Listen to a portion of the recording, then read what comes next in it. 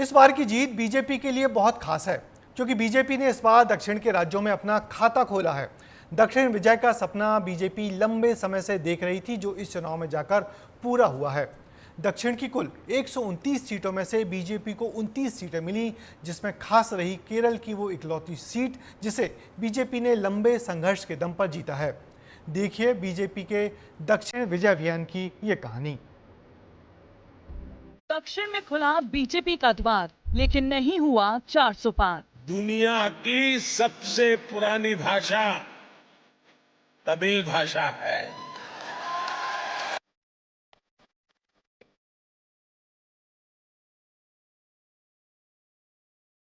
केरल में भारतीय जनता पार्टी ने अपना खाता खोला, जहां हम कहीं दूर दूर तक नहीं दिखते थे, दूर दूर तक नहीं दिखते थे। उस केरल में कमल खिला है।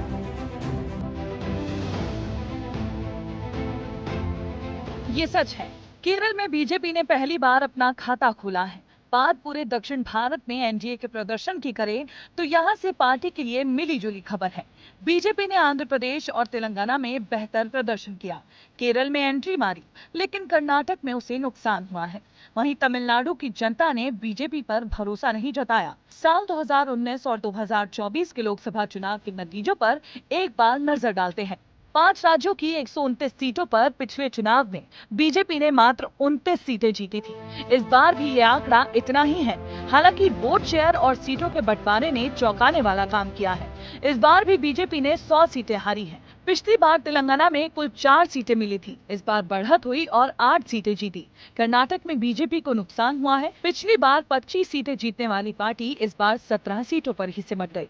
केरल में पहली बार बीजेपी ने अपना खाता खोला है और त्रिशूर सीट पर जीत हासिल की है। आंध्र प्रदेश में पिछली बार एक भी सीट नहीं मिली थी, इस बार 3 सीटें मिली हैं। लेकिन तमिलनाडु में बीजेपी को इस बार भी कोई सीट नहीं मिली। अब एक नजर 2019 और 2024 के वोट प्रतिशत पर भी डालते हैं और बताते हैं कि इस बार बीजेपी को दक्षिण में कितना फायदा हुआ और कितना नुकसान। कर्नाटक में बीजेपी को 8 सीटों का नुकसान हुआ है। आंध्र प्रदेश में 3 सीटों पर फायदा हुआ है। केरल में 1 सीट पर फायदा हुआ है। तमिलनाडु में बीजेपी को कोई बदलाव नहीं दिखा। वहीं तेलंगाना में 4 सीटों का फायदा हुआ है। भारतीय जनता पार्टी ये जानती थी कि अगर मिशन 400 पार करना है तो साउथ पर फोकस करना बेहद जरूरी है। लिहाजा पीएम ने यहाँ ताबड़तोड़ सभाएं की। कर्नाटक में 11 रैलियां की, तेलंगाना में 11 रैलियां, तमिलनाडु में 7 रैली, आंध्र प्रदेश में 5 रैली और केरल में 3 रैली की। प्रधानमंत्री ने अपने दोनों कार्यकाल में देश में जो यात्राएं की, उनमें 14% यात्राएं दक्षिण भारत की थी। अब आपको ये भी बताते हैं कि आखिर पीएम मोदी और बीजेपी ने मिलकर किस तरह दक्षिण में कमल खिलाने की योजना बनाई। दक्षिण भारत से प्रधानमंत्री ने अपने चुनाव प्रचार की शुरुआत की। 15 और 17 मार्च को केरल में पीएम मोदी की रैली हुई। राम केवल नॉर्थ के ही नहीं, साउथ के भी हैं, ये भी बताया। राम मंदिर प्राण प्रतिष्ठा से पहले दक्षिण भारत दौरे पर रहे। अयोध्या में कर्नाटक के मूर्तिकार की बनाई मूर्ति स्थापित की गई। तमिलनाडु के अधिनम मठ से सेंगोल स्वीकार किया। ये सेंगोल नई संसद भवन में अध्यक्ष के आसन के पास स्थापित की गई है। एक और खास बात, प्रधानमंत्री पर तमिल भाषा को खत्म करने के कई आरोप लगे।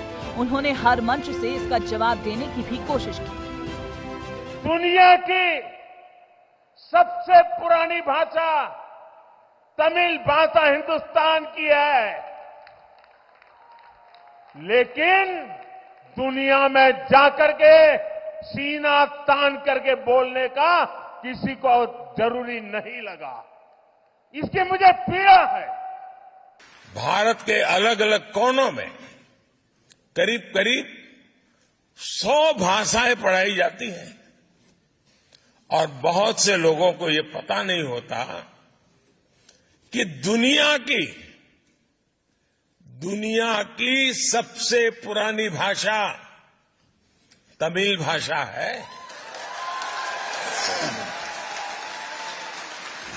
इतना ही नहीं, उत्तर भारत से दक्षिण भारत के बीच ऐतिहासिक संबंधों को जोड़ने के लिए पीएम मोदी ने साल 2022 में काशी तमिल संगम का उद्घाटन किया था। ये सब कोशिशें इसीलिए की गई क्योंकि बीजेपी को उम्मीद थी कि वो 2024 के चुनाव में उत्तर भारत में खिसकती हुई राजनीति को दक्षिण के जरिए साध लेंगे। हालांकि ऐसा सही साबित न हो सका। ब्यूरो रिपोर्ट, विस्तार न्यूज। बीजेपी का दक्षिण विजय अभियान पार्टी की लगातार गतिविधियों का नतीजा है, मगर प्रधानमंत्री मोदी के मंदिर दौरों ने भी पार्टी का आधार बनाने में बहुत मदद की। बीजेपी ने 400 पार के नारे के लिए दक्षिण का रास्ता तलाशा था, मगर दक्षिण की इस भारी जीत ने उत्तर प्रदेश में पार्टी को लगे बड़े बड़े झटके को संभाला और सरकार बनाने में भारी मदद की।